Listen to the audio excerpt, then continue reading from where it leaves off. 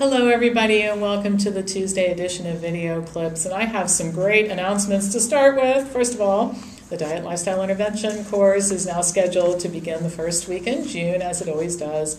Amazing instructors like Caldwell Esselstyn and Janice Stanger and Neil Barnard and Alan Goldhammer, me, of course, Dr. Ralph Moss, all kinds of incredible experts who you hear me talking about and quoting all the time, and you've seen speak at our conferences. Second thing, the semester, for winter semester at the Institute, we have 3 more classes that haven't started yet. Women's Health, Dietary Supplements, and Business Training for Health Professionals. So if you're inclined to take a class in something, you can still sign up for those. Provider workshops. If you're interested in how Wellness Forum can either train you to be a provider on your own or to join Wellness Forum Health's network, we're doing free workshops and free workshops for people who want to know more about our model of healthcare just as consumers. So call the office and find out when these are. All you have to do is let us know that you want to participate, no charge. We'll send you slides. I promise you'll have fun listening to these. And then advanced study for March is on thyroid disease. My gosh, there's a lot of that these days and a lot of confusion about it. So opportunities to learn more about that. So call our office or email me at pampopper@msn.com and I can give you more information. All right. The American Academy of Pediatrics released a new policy statement regarding snacks, sweetened beverages, and added sugar. And some of the information is actually pretty good. For example, the AAP recommends that schools and caregivers refrain from giving kids empty-calorie junk foods as rewards, using them for celebrations and selling them to raise money for their athletic organizations and that sort of thing. The AAP also encourages parents who pack their kids' lunches to make sure that there are vegetables, fruit, and grains and to avoid the highly processed foods. And they correctly stated that added sugar in foods and soft drinks not good for kids. All right, so far so good. We're all in agreement. But many of the remaining recommendations, I mean, disappointing would be a kind word. For example, the AAP states that adding sugar, salt, and fat can encourage kids to eat more nutrient-dense foods, and that eliminating sugar and fat might lead to more food waste. I mean, you just got to be kidding me here. The Academy uses flavored milk as an example of the balance reached to limit sugars and yet promote nutrient-rich foods. The AAP points out that most flavored milks are lower in fat and often have fewer calories than unsweetened milk. Of course, we got to promote milk. It's just beyond my comprehension. The AAP states, used along with nutrient-rich foods and beverages, sugar can be a powerful tool to increase the quality of a child's diet. And then they hold up flavored milk as the example. Well, and people wonder why we have such health problems in this country. I mean, okay. So the Academy cites information from the American Heart Association stating that the foods to which sugars are added make a difference. Now, this is theoretically true. So, for example, you add a couple tablespoons of brown sugar to oatmeal to make it taste good. That's different than consuming candy, sugar in a candy bar. The AAP uses soft drinks and candy as an example of foods that don't have any nutritive value, so they got that part right. But then they use pre-sweetened cereals as an example of foods containing sugar that can be nutritious. But there are no further qualifying statements about this, so an unenlightened person could take this to mean that Lucky Charms are sanctioned by the AAP. That's a pre-sweetened cereal. So they didn't say anything about whole grains or adding brown sugar to oatmeal. They basically talked about pre-sweetened sugar or cereals as if they're all the same. The AAP cautions caregivers about using too much sugar, but I was frankly flabbergasted that their threshold for defining excess sugar was so high. And here's a quote, used at extreme levels, meaning more than 25 to 30% of total calories, sugars can displace other nutrients, resulting in nutrient deficiencies. Now, can they be serious about 25 to 30% of daily calories being excess and anything less than that is okay in a healthy diet?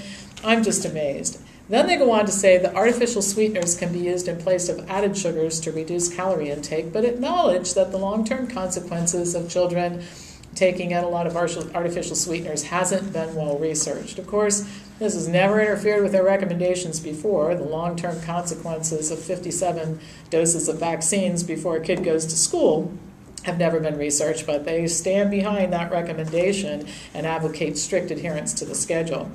So I said, no wonder Americans are confused. America's pediatricians should be trusted advisors to parents, sharing only the best and the most well-researched information and refraining from conflicts of interest. And it takes a little bit of digging to sort it out. But if you go to the AAP's website and you noodle around for a while, you'll see that the soft drink companies, the vaccine and drug makers, the formula makers, big sponsors of the AAP, and apparently they don't want to make them too unhappy based on what I see here. All right, the other thing I want to talk about is this continuous issue that comes up every day in my office about vitamin D testing. And actually in November of last year, the U.S. Preventive Services Task Force issued guidelines for the first time concerning vitamin D testing for asymptomatic adults. In other words, widespread screening for the general population. This was a final recommendation that followed publication of draft guidelines in June of last year. The task force stated that there is no evidence to support routine screening at this time. And here's a quote. On the basis of the current available science, the USPSTF, U.S. Preventive Services Task Force, concludes that the balance of benefits and harms of screening and early intervention cannot be determined. Now, it's important to notice, or to take note of the fact that the recommendation is against routine screening, not all screening, and I'll come back to that in a little bit. In the data reviewed by the researchers, one analysis of 11 trials showed that vitamin D reduced mortality when compared to placebo in institutionalized older adults. Vitamin D supplementation was associated with a reduction in falls, but not a reduction in incidence of fractures in 5 studies. So what this is basically saying is that in certain very specific populations, vitamin D may have some value for some patients. The task force stated that its challenges included the fact that there's no evidence that certain vitamin D levels are optimal. There are currently no standardized screening tools. Now, in 2010, the National Institutes of Health tried to address this by establishing the Vitamin D Standardization Program, an international collaboration charged with standardizing assessment of vitamin D status, but there really isn't any report or definitive recommendations yet.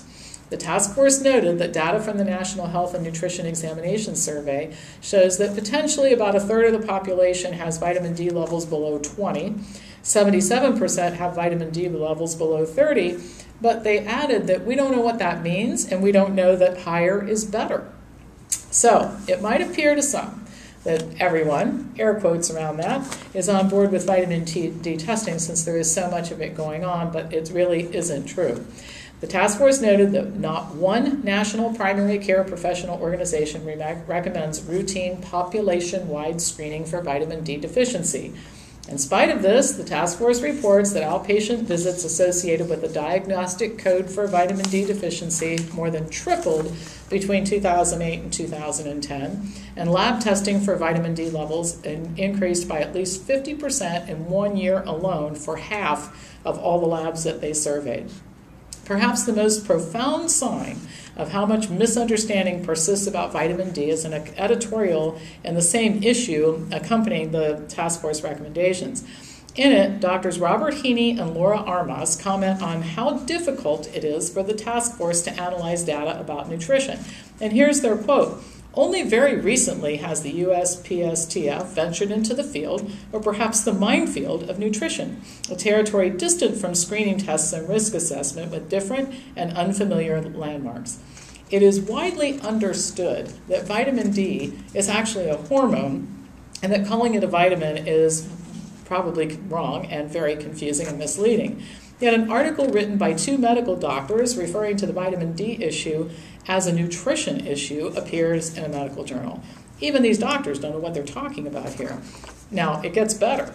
Heaney and Armas concluded in their editorial that, quote, measuring vitamin D status seems to be warranted. Now, this statement is not in alignment with what the task force says, but a little digging turns up this little factoid. Dr. Heaney serves on the medical advisory board for the International Dairy Foods Association, and he's received research grants from several drug companies, the National Dairy Council and General Mills, and he's been a consultant to all 3 of those organizations. So he has an interest in this vitamin D issue because fortified milk is one of the primary markets for marketing vitamin D. So, bit of a conflict of interest there.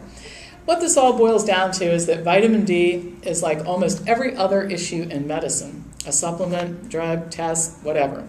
It benefits a small fraction of the population, but becomes universally recommended to almost everyone. And it happens because when you have something that's only valuable to a very tiny percentage of the population, there's not a whole lot of money in it. But when you make it something that's applicable to the entire population, that's where the money is. And I don't think we're going to cool any of these practitioners' enthusiasm for the stuff. There's just too much money to be made from it.